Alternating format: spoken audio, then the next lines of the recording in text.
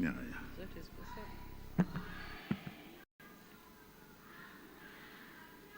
Waheshimiwa, tukae.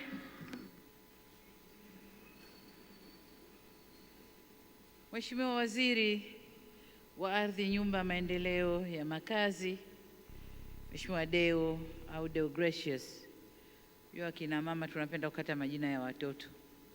Na mimi rais wangu wanangu wote ni wakate Deo, nani, Ino, hivyo.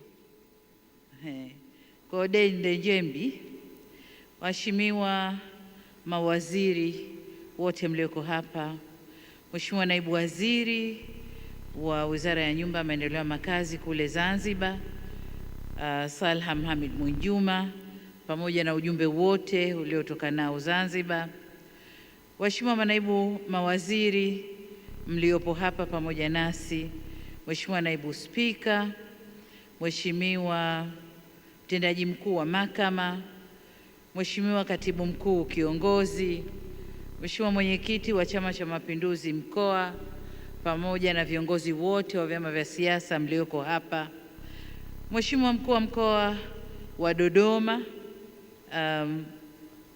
dada yetu Senyamule, pamoja na wakuu wa mikoa wote mlioko hapa pamoja nasi, ndugu zangu makatibu tawala wa mikoa, kamati za ulinzi na usalama ya mkoa wa Dodoma na wilaya, waheshimiwa wabunge, lakini kitambua uwepo wa wenyeviti, mwenyekiti wa kamati ya ardhi, maliasili na utalii pamoja na wajumbe wake, lakini pia mwenyekiti wa kamati ya usemi,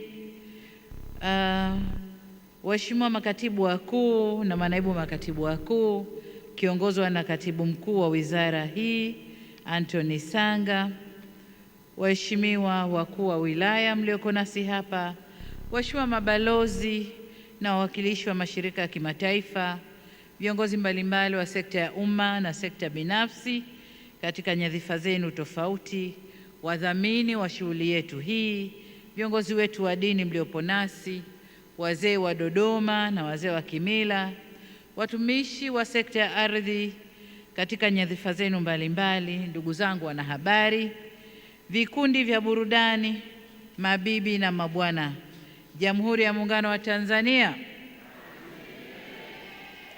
Ndugu zangu, kwanza mniruhusu nianze na shukurani kwa Mungu tujalia leo kufanya uzinduzi wa sera hii ya taifa ya ardhi toleo la mwaka 2023.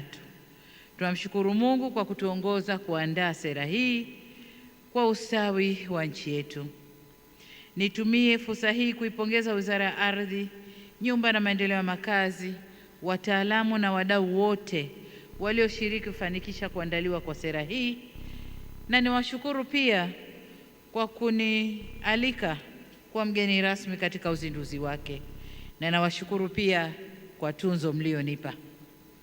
Hongereni sana na asanteni sana. Ndugu zangu, kabla sijaingia hapa, nilipitishwa kwenye mabanda ya maonyesho, nikaona mabanda ya kazi zinazofanywa ndani ya wizara hii, lakini pia niliona mabanda ya sekta ambazo zinasapoti ufanisi wa wizara hii. Nataka kusema jambo moja, wizara yetu ya Ardhi, Nyumba, Maendeleo ya Makazi, kwa yale niliyoyaona kwenye maonyesho, imebadilika sana sana sana sana, kutoka wizara ya migogoro, kutoka wizara ya uzembe wa makusudi, na sasa ni wizara ya maendeleo ya watu. Nimeona mambo mengi mazuri waziri mwenyewe ameyaeleza, lakini waombe wote mliokuja hapa, piteni kwenye yale mabanda mkaone yaliyoko. Ndugu zangu na ndugu wananchi, Baba wa Taifa Mwalimu Julius Nyerere aliainisha mambo makubwa manne ambayo nchi inahitaji ili kupata maendeleo. Kati ya mambo hayo matatu yalimhusu mwanadamu mmoja mmoja, ambayo ni watu sisi wote, lakini pia siasa safi ambayo mwanadamu kiongozi ukipewa nafasi lazima uoneshe, pamoja na uongozi bora. Jambo la nne lilihusu rasilimali tuliopewa na Mwenyezi Mungu, yaani ardhi. Kwa kutambua umuhimu wa ardhi kwa maendeleo ya nchi, Serikali toka wakati huo iliweka msingi madhubuti wa sera yetu ya ardhi, yaani ardhi yote ya Tanzania kuwa ni mali ya umma na rais ni mdhamini kwa niaba ya wananchi. Huo ndio msingi mkubwa ambao tuliekewa kuhusu ardhi ya Tanzania. Kwa niaba ya wananchi, msingi huo wenye jicho la kuona mbele uliepusha ardhi yote kumilikiwa na watu wachache pengine kutoka nje, na aliwahakikishia Watanzania wote kwamba haki ya umiliki wa ardhi ni yao wenyewe kama Watanzania.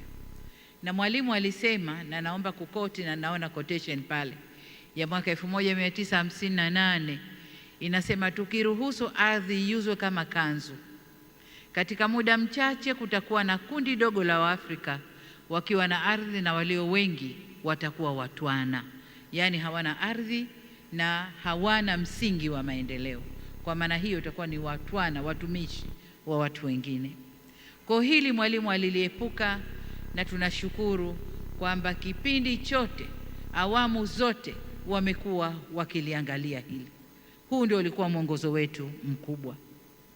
Aidha, sekta ya ardhi imekuwa nyenzo ya kuwezesha shughuli zingine za uzalishaji mali kama vile kilimo, ufugaji, utalii, viwanda, biashara, miundombinu, madini na mambo mengine yote. Hivyo hata tunapoenda mbele, ardhi itaendelea kuwa msingi mkuu wa maendeleo ya taifa letu. Ndugu zangu, tangu sera ya ardhi ilipotungwa mwaka 1995, kila awamu ya uongozi wa nchi yetu imekuwa na mchango wake kwenye utekelezaji wa sera hiyo. Mengi yameelezwa na Mheshimiwa Waziri, naomba nami mnuruhusu nieleze kwa kifupi yale yaliyochangiwa na awamu hii ya 6. Kwa kutambua umuhimu wa changamoto zinazoikabili sekta ya ardhi, serikali ilifanya uamuzi wa kuongeza bajeti ya Wizara ya Ardhi, Nyumba na Maendeleo ya Makazi toka shilingi bilioni 133.6 mwaka 2021 hadi shilingi bilioni 171.4 mwaka huu wa fedha. Kiasi hicho cha fedha kilituwezesha kufanya mambo mengi ndani ya kipindi kifupi.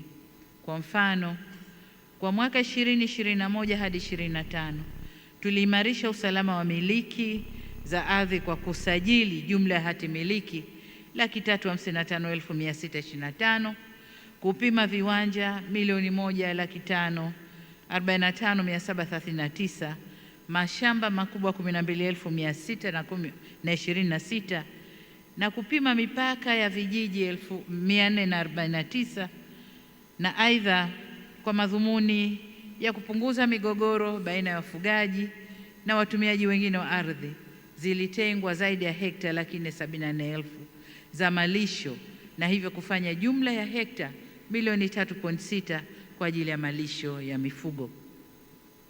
Vile vile, kwa mara ya kwanza tangu tupate uhuru, Tanzania tulifanya sensa ya majengo iliyofanyika sambamba na sekta ya watu na makazi ya mwaka 2022, ambayo imetusaidia sana katika kuandaa sera hii, lakini pia kwenye mipango na miradi mbalimbali ya maendeleo ya kijamii na kiuchumi katika ngazi mbalimbali za utawala nchini.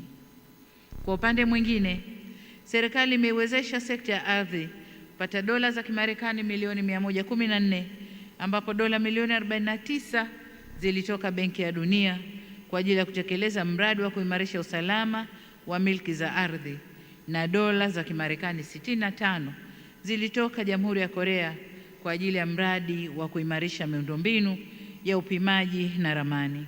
Miradi hii italeta na imeanza kuleta mabadiliko makubwa kwenye sekta ya ardhi, hususan katika maeneo ya upangaji wa miji na vijijini, upimaji ardhi na utoaji wa haki za ardhi. Kwa sasa serikali inatekeleza mradi wa mfumo wa miundombinu ya kitaifa ya taarifa za kijiografia, yani National Spatial Data Infrastructure. Na hii tukimaliza itatuwezesha kwenda kuchora ramani mpya ya Tanzania. Tanzania yetu ikoje?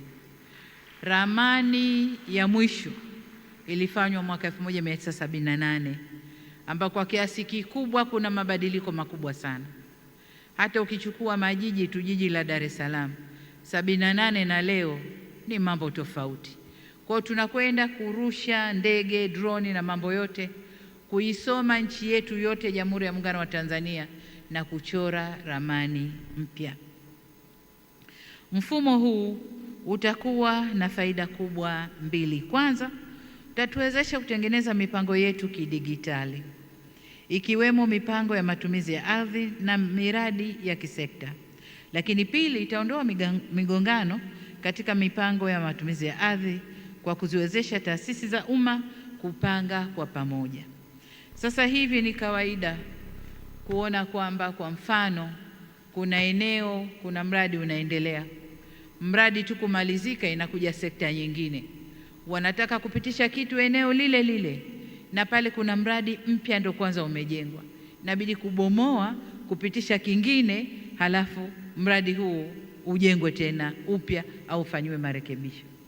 Tutakapokuwa na taarifa hizi, wote tutapanga pamoja. Tunapokwenda kujenga barabara mpya, sekta ya mawasiliano itasema sisi tunapitisha mkongo hapo, eneo la mkongo utapita. Wengine watasema tunapitisha nyaya za umeme, eneo la nyaya za umeme zitawekwa. Wengine wanasema tutapitisha jambo gani, bomba la maji, sehemu ya bomba la maji itapita. Lakini sasa hivi tunachofanya, barabara imejengwa mpya, basi unakuta wengine wanachimba pembeni, wanaweka mambo mengine, barabara siku mbili haipo. Kwa hiyo mradi huu utakwenda kutusaidia kupanga kwa pamoja na maendeleo ya nchi yaende kwa pamoja. Lakini pia itakwenda kufanya tu sura nzuri ya nchi, sababu sasa hivi ukipita nchi nzima mawaya yanapishana huko juu, lakini tutakapokwenda kujipanga sasa, badala ya kuweka maumeme juu, umeme wetu utakwenda kukaa chini na sura ya nchi itakuwa inapendeza. Sasa niseme kwamba tunapozindua sera hii iliyoboreshwa, nataka niwahakikishie kuwa misingi iliyowekwa kwenye sera ya ardhi ya mwaka 1995 haijabadilishwa, kwamba ardhi ni mali ya umma na rais ndio msimamizi kwa niaba ya, ndio mdhamini kwa niaba ya wananchi wote. Haki ya kumiliki ardhi na kutumia ardhi